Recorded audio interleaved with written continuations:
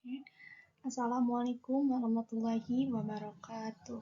Selamat pagi, salam sejahtera untuk kita semua. Yang terhormat Bapak Rizal Jailani, selaku dosen pengampu mata kuliah pajak dan hukum perpajakan, dan teman-teman semua yang saya banggakan, pada hari ini kami dari kelompok 3 akan menjelaskan tentang materi apa itu surat pemberitahuan ataupun SPT. Nah, selain itu, saya di sini tidak sendiri. Saya ada 4 orang dari kelompok 3. Yang pertama ada Julio Kesar Jambas, yang kedua ada saya sendiri, Luna Simayuni, dan ada Herlanda, dan keempat ada Wildan. Oke, selanjutnya di sini ada definisi apa itu SPT yang akan dijelaskan oleh Herlanda. Kepadanya disilakan. Selanjutnya ada definisi SPT menurut Undang-Undang Nomor 7 Tahun 2021 tentang Harmonisasi Peraturan Perpajakan. Surat pemberitahuan SPT adalah surat yang oleh wajib pajak digunakan untuk melaporkan perhitungan dan atau pembayaran pajak objek dengan ketentuan peraturan perundang-undangan perpajakan. SPT juga digunakan untuk melaporkan penghasilan yang diterima atau diperoleh serta kewajiban-kewajiban perpajakan yang lain. Dalam hal ini SPT dapat berupa SPT tahunan maupun SPT masa, tergantung dari periode pemberikan transaksi dan akuntabilitas terhadap penghasilan harta serta kewajiban perpajakan dimiliki oleh pajak.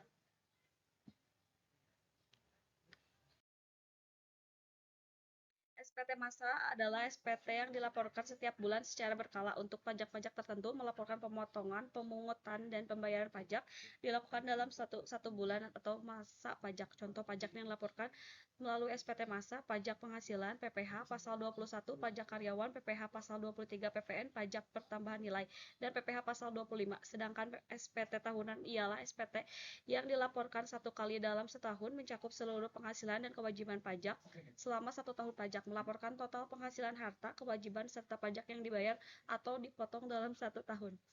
Contoh pajak yang dilaporkan melalui SPT tahunan: PPh orang, pribadi, dan PPh badan.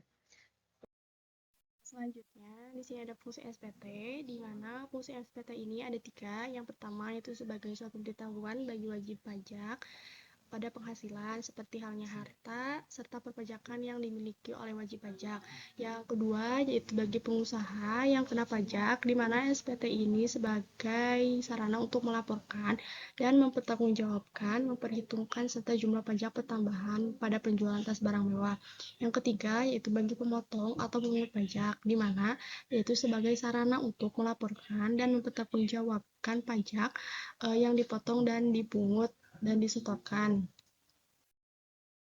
Yang selanjutnya ada batas waktu pelunasan pajak yang terhutang dan penyampaian pada laporan SPT. Yang pertama di sini itu pelunasannya itu biasanya pada tanggal 15 dan bulan berikutnya itu setelah masa pajak berakhir. SPT ini masa pajak disampaikan paling lambat pada tanggal 20 bulan berikutnya setelah masa pajak berakhir.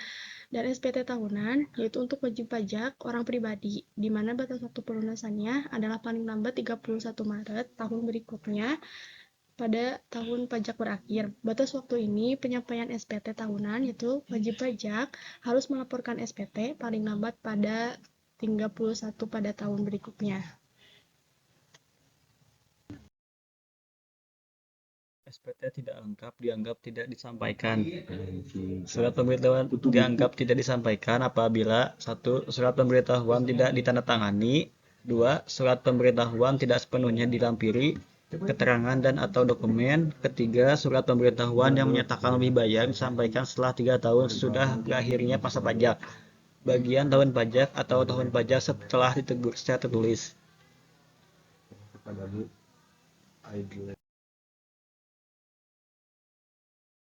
Perpanjangan waktu penyampaian SPT tahunan. Wajib pajak dapat memperpanjang jangka waktu penyampaian SPT tahunan pajak penghasilan untuk paling lama 2 bulan dengan cara menyampaikan pemberitahuan secara tertulis atau dengan cara lain yang ketentuan diatur dalam keputusan Menteri Keuangan.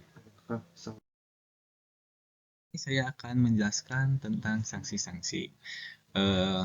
Yang pertama, sanksi administrasi atas keterlambatan pembayaran pajak. Kekurangan pembayaran pajak dikenakan sanksi denda administrasi bunga dengan tarif bunga per bulan yang ditetapkan oleh Menteri Keuangan. Dihitung dari tanggal jatuh tempo pembayaran sampai dengan tanggal pembayaran, dan bagian dari bulan dihitung penuh 1 bulan. Yang kedua, sanksi administrasi tidak menyampaikan SPT.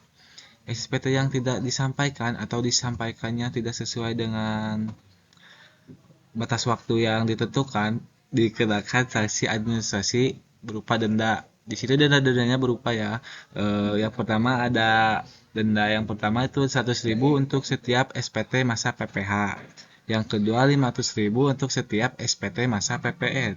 Yang ketiga 100.000 untuk SPT tahunan orang pribadi. Dan yang keempat 1 juta untuk SPT tahunan badan.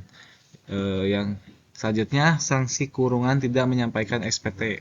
Sanksi kurungan menurut Undang-Undang Nomor 7 Tahun 2021 tentang perubahan atas Undang-Undang Nomor 6 Tahun 1983 tentang ketentuan umum dan tata cara perpajakan apabila wajib pajak apa dalam hal surat pemberitahuan tidak disampaikan atau menyampaikan surat pemberitahuan tetapi isinya tidak benar atau tidak lengkap, atau melampirkan keterangan yang isinya tidak benar sehingga dapat menimbulkan kerugian pada pendapatan negara. Selanjutnya, sanksi keterlambatan bayar pajak. Atas keterlambatan pembayaran pajak, dikenakan sanksi administrasi berupa bunga sebesar tarif bunga per bulan yang ditetapkan oleh Menteri Keuangan atas jumlah pajak yang kurang dibayar, dihitung sejak jatuh tempo pembayaran sampai dengan tanggal pembayaran, dan dikenakan paling lama 24 bulan, serta bagian dari bulan dihitung per 1 bulan. Yang selanjutnya itu ada surat setor pajak atau bisa disebut e-billing.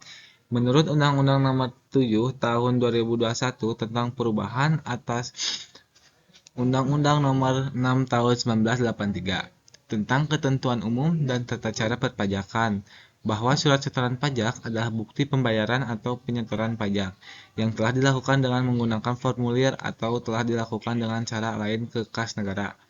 E-billing ini dapat dilakukan melalui kantor pos atau bank persepsi baik secara langsung maupun lewat ATM. Dan bukti dokumen resmi yang ditertibkan bank atau kantor pos persepsi atas transaksi penerimaan negara berisi NTPN serta NTB atau NTP. Kesimpulan dari materi yang telah disampaikan, SPT merupakan dokumen yang digunakan wajib pajak untuk melaporkan perhitungan, pembayaran, dan kewajiban perpajakan kepada pemerintah. Pembayaran SPT dapat dibayar melalui e-billing yang sudah disediakan oleh pemerintah dengan ATM atau melalui kantor pos. Dengan adanya SPT ini, maka wajib pajak akan terpenuhi tanpa adanya keterlambatan pembayaran pajak, tetapi akan menjadikan adanya keteraturan administrasi, transparansi, dan akuntabilitas, serta menghindari adanya sanksi. SPT tidak hanya penting untuk kepatuhan hukum, tetapi juga memainkan peran sentral dalam membangun perekonomian melalui penerimaan pajak yang optimal. Oke, baik teman-teman, sekian pemaparan materi dari kelompok 3 yang bisa disampaikan. Untuk kurang dan lebihnya mohon maaf. Semoga apa yang kita sampaikan ini menambah ilmu pengetahuan, juga menambah wawasan kita di masa yang akan datang. Terima kasih. Wassalamualaikum warahmatullahi wabarakatuh.